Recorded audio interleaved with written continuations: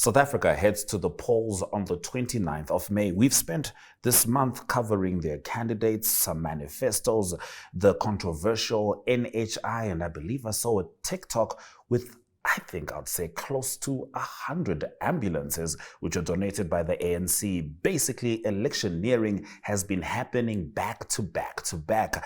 But we know that you deserve a second take on the stories that mattered the most leading up to this election. And that is what we're here for. Hallo Namibia, ons is by die kus en ons is lig. Away by the Easter shot. Okay. Yeah. Okay, so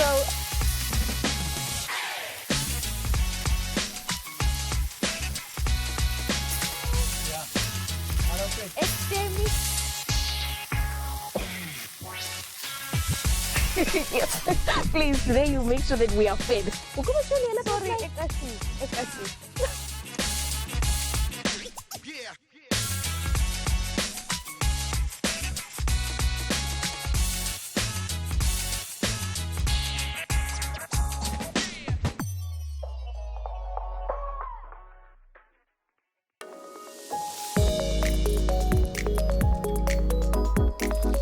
Let's start with Jacob Zuma, the man who's more of a character from a Shakespearean tragedy than a former president. South Africa's Constitutional Court has decreed that Zuma cannot run for parliament, a consequence of his contempt conviction. He spent a brief stint in prison, just 2 months of a 15-month sentence, before a magical medical parole appeared.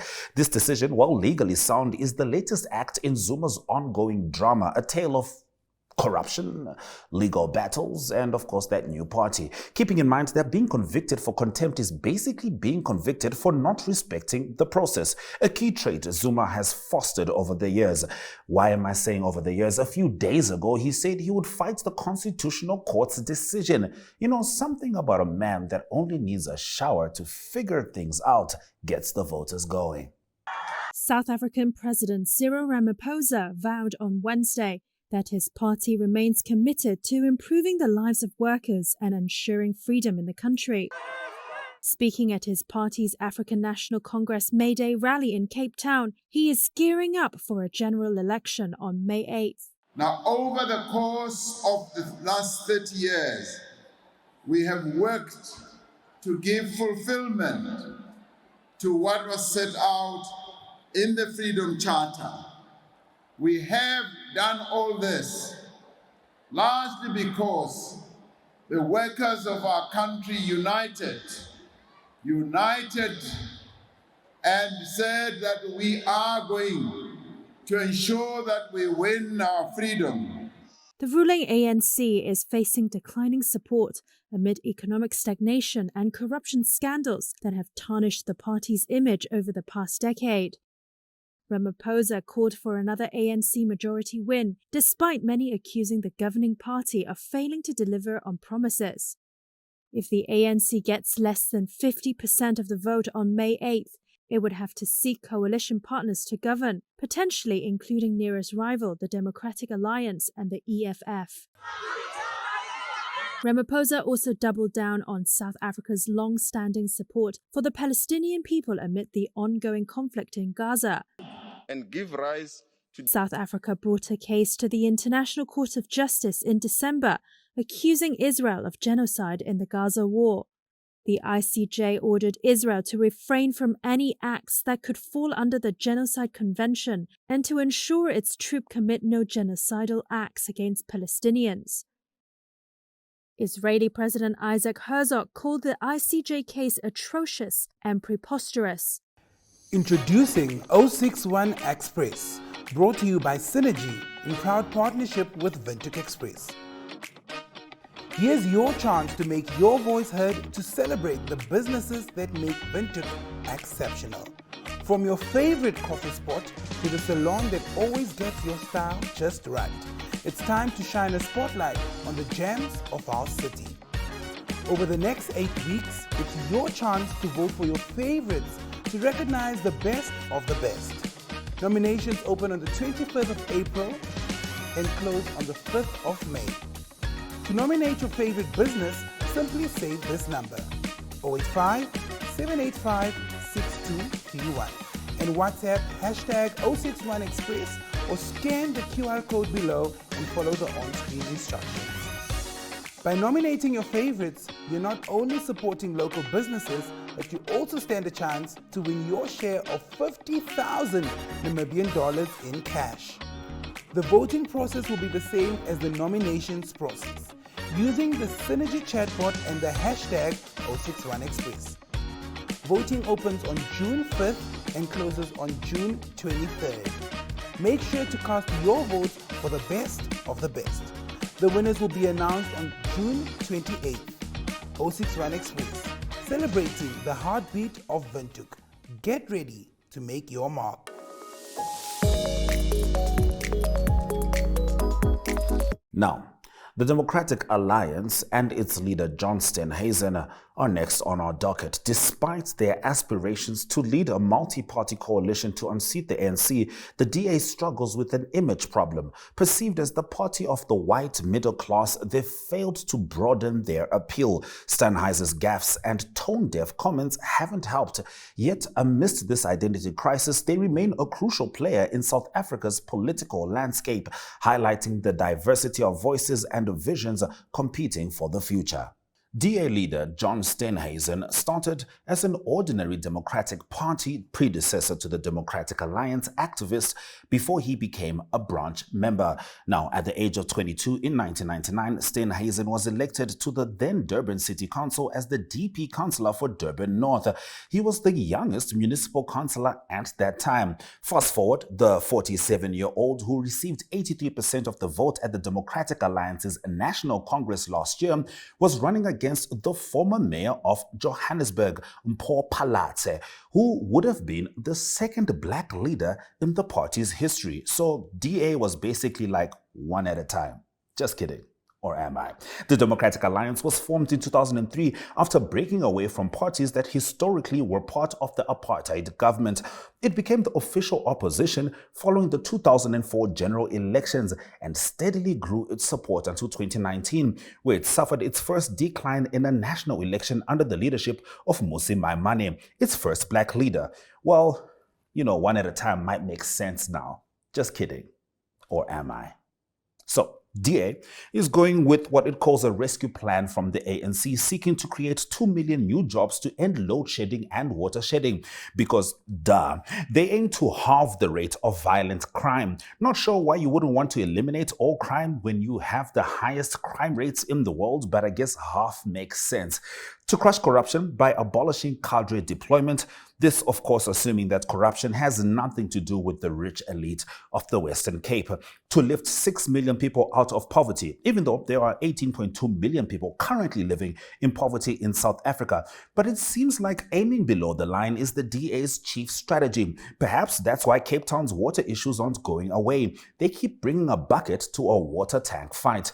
The DA also wants quality healthcare for all, especially considering the constant pain in the DA's chest, Julius Malema and the EFF. During the 2021 elections, the ruling ANC fell below the 50% threshold for the first time in democratic history. The DA won 20% of the vote compared to 24.6% 5 years before, losing votes to EFF. So it makes sense that Steenhuisen said that it is time to unite to defeat Julius Malema, even though Malema is not ruling the nation and does not have the number that DA has. Who has more numbers? The ANC. And DA said as recently as March that they would not rule out a coalition with the ruling party. His mixed messaging locally has not been present, though, when it comes to their international policy, because as South Africa takes Israel to court for alleged genocide, the DA remains in support of Israel, which makes things tricky because Israel was in support of apartheid and Nelson Mandela himself was an advocate for the freedom of Palestine.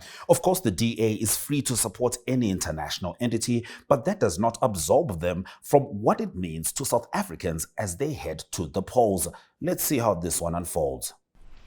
Hallo Namibia, ons is by die kus en ons is lus. By the East Lachard. Okay. Okay, so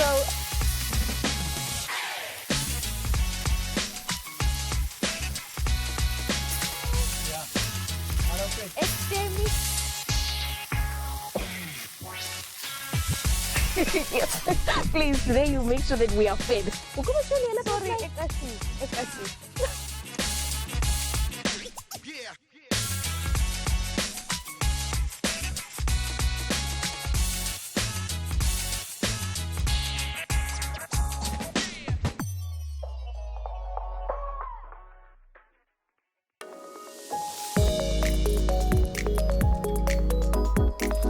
Enter Julius Malema, the firebrand leader of the economic freedom fighters. Sporting red boiler suits and radical rhetoric, Malema is the infant terrible of South African politics. He calls for land expropriation and nationalization of banks and mines, resonating with many disenchanted voters. But his critics see him as an opportunist, more focused on theatrics than sustainable solutions. Malema's ability to draw attention and set the agenda is undeniable, but whether his policies are a panacea or poison for the nation remains to be seen. Let's talk economic freedom fighters. Formed in 2013 by Julius Juju Malema, the ex-ANC youth wing leader who graduated from rebel with a cause to rebel with a microphone. The economic freedom fighters are the go-to party for anyone who thinks Karl Marx could have used more hype around his particular brand of politics. Their base, a sea of youthful and black voters who are tired of being told that slow and steady wins the race. No, these folks want their revolution delivered now, ideally with a side of free land and a large serving of nationalized industries. Malema, who took his exit from the ANC as an opportunity to show everyone that radical really means something different, and he proposes policies that are to the business community what Kendrick Lamar is to Drake. He advocates land redistribution and industry nationalization, the kind of thing that makes CEOs clutch their bonuses and whisper prayers to the gods of capitalism. But for the EFF supporters, it's a thrilling ride on the roller coaster of revolutionary rhetoric. Julius Malema is known for one thing: defying boundaries and making headlines while doing it. His speeches at parliament sessions, typically the dullest places to be, have turned into social media sensations. He's transformed the economic freedom fighters, a party he built from scratch 11 years ago, into South Africa's third largest party. Now, Malema's reputation has grown beyond the country's borders. He's become the political equivalent of a celebrity chef whipping up fiery rhetoric with a side of controversy. His secret recipe: a dash of radical ideology, a sprinkle of Marxist philosophy, and a whole lot of finger pointing. This has earned him plenty of fans among disillusioned South Africans, but also a fair share of critics. At 43, Malema has already been convicted twice for hate speech, which for him is just a badge of honor.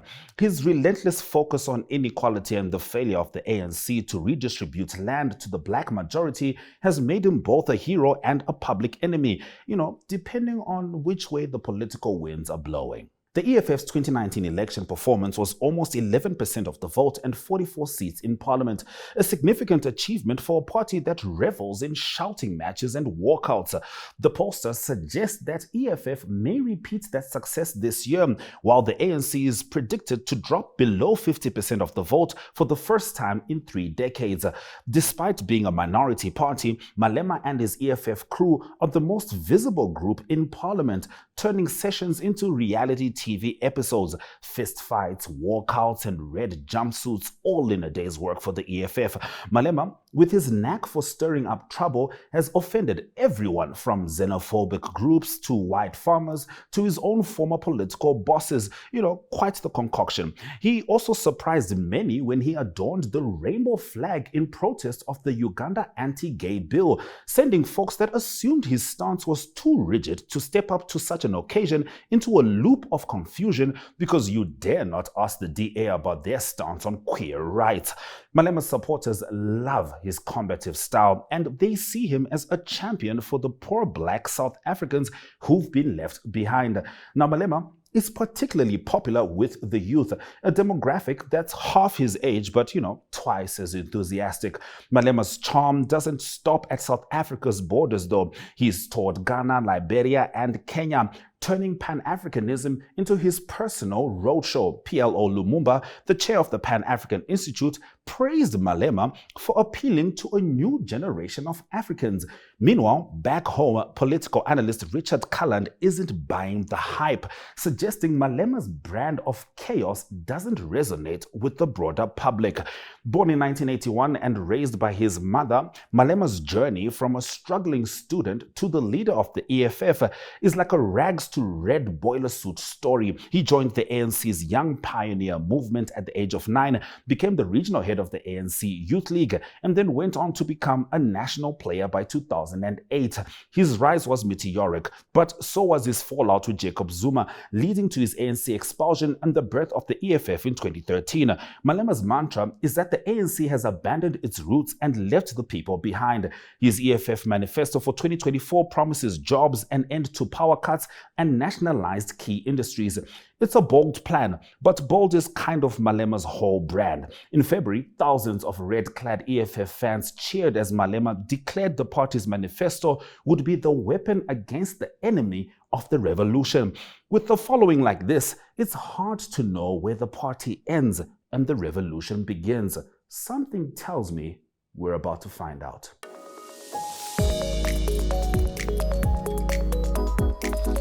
Let's not forget the eclectic mix of parties that could shape South Africa's political future, from Herman Mashaba's Action SA to the Zulu Nationalist IFP, from liberal Rise Mzansi to the right-wing Patriotic Alliance. The political stage is crowded with actors each offering their own script for change. These coalitions might be the best hope for breaking the ANC's monopoly, yet their very diversity poses challenges for governance and policy consistency. Speaking of the ANC, the once unassailable titan of South African politics, polls indicate that for the first time since apartheid ended, the ANC might lose its majority. This seismic shift is less about their opponent's strength and more about their own failures. Economic stagnation, rampant inequality, and an infrastructure in ruins have eroded their support.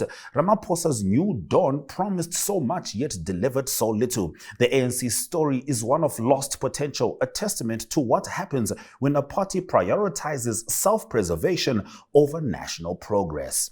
South Africa's President Cyril Ramaphosa is a wealthy politician with a net worth of around $450 million, known for his interests in fast cars, vintage wine, trout fishing, and game farming, #Phala, and of course that disarming smile. A year after leading the ANC, he became South Africa's president with a promise to combat corruption following his election victory, to which South Africans and former leaders such as Thabo Mbeki said, LOL.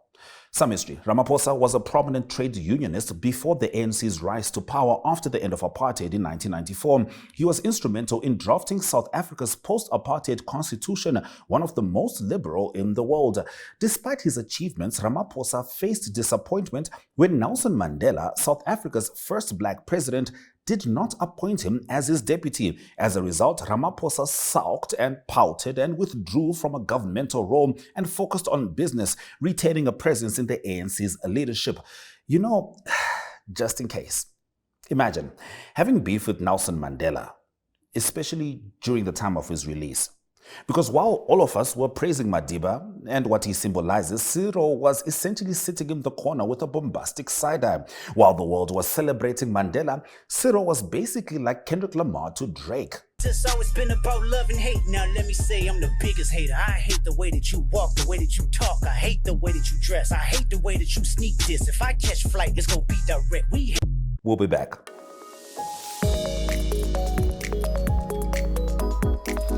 All right, let's get back to the smiling president, Cyril Ramaphosa. His business activities attracted controversy, particularly during the Marikana massacre of 2012, when police killed 34 striking miners at a platinum mine owned by Lonmin, where Ramaphosa was a director. His involvement in calling for action against the miners faced severe criticism, marking a potential betrayal of his trade union roots, and by potential, I mean blatant. More recently, Arthur Fraser, former chief of South Africa's State Security Agency, filed a criminal complaint against President Cyril Ramaphosa Ramaphosa at a Johannesburg police station. Now, he accused Ramaphosa of money laundering and concealing a crime. This linked to the reported theft of $4 million from Ramaphosa's Phala Phala farm. In a thrilling display of democracy at its finest, the ANC flexed its parliamentary muscles and promptly squashed the motion for a special investigation into the Phala Phala farm forex saga. With a whopping 204 votes against a mere 135 in favor, the ruling party reminded everyone who's really in charge of maintaining oversight and ensuring accountability. Apparently, by ensuring that nothing is overseen and no one is held accountable. If anything, this resounding defeat showed that the ANC takes its constitutional obligations seriously enough to swat away any annoying investigations that might lead to uncomfortable questions about farm-based financial mysteries. After all, who needs a parliamentary probe when you have a supermajority to keep things in check? It's like democracy, but with a few extra steps to make sure the doors to transparency stay firmly closed. Connection. It's in the human touch, the feeling of belonging. It inspires us and empowers us, creates clarity from complexity. It starts new conversations, unlocks the power of advice, and makes an impact on your life. At Alex Forbes, we pioneer insight to provide you with advice that connects your decisions of today to your impact tomorrow.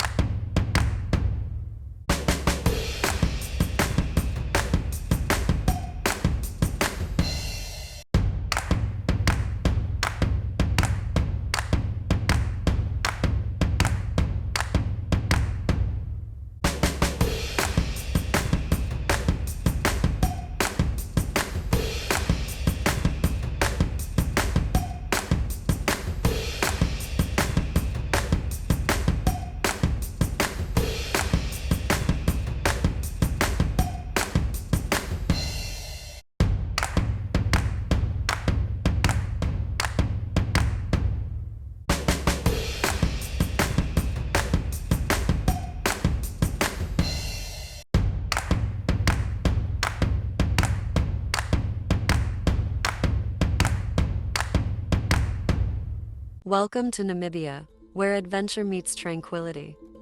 With Enjoy, you have access to a wide range of accommodations to suit every traveler's taste and budget.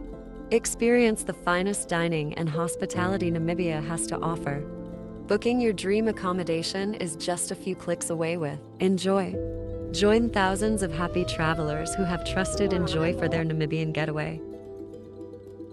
Your gateway to unforgettable Namibian adventures.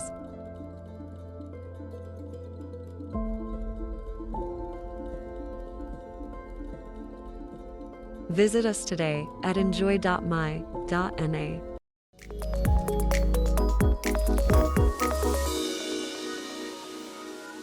South Africa stands at a pivotal moment, a complex story woven from threads of hope, disappointment, and resilience. The political landscape is both a mirror and a magnifying glass, reflecting the country's past and magnifying its future possibilities.